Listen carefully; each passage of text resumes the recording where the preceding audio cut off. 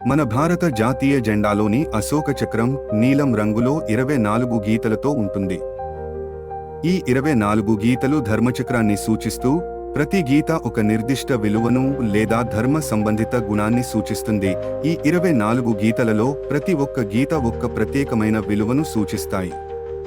అవి స్వశ్రమ, సత్యం, శాంతి, ధర్మం, న్యాయం, సంయమనం, సేవ, భక్తి, శౌర్యం, సహనం, నిర్భయం, ధైర్యం, కరుణ, జ్ఞానం, నమ్రత, నిస్వార్థత, ధైర్యం, శ్రమ, విశ్వాసం, సహకారం, సమత, సంకల్పబలం, సంక్షేమం, స్వాతంత్ర్యాన్ని సూచిస్తాయి.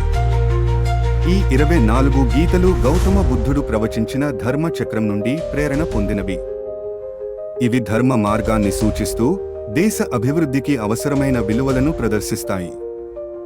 ఈ అశోక చక్రం సత్యాన్ని, ధర్మాన్ని, న్యాయాన్ని, పురోగమనాన్ని సూచిస్తూ మన దేశ సమగ్రత, శాంతి, పురోగతి అనే విలువల ఆధారంగా ముందుకు సాగాలని తెలియజేస్తుంది.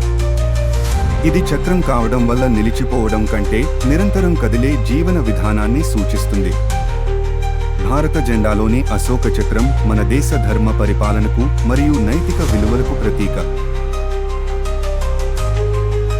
ఇలాంటి ఆసక్తికరమైన విషయాల కోసం మా ఛానల్ని లైక్, షేర్ అండ్ సబ్స్క్రైబ్ చేయండి.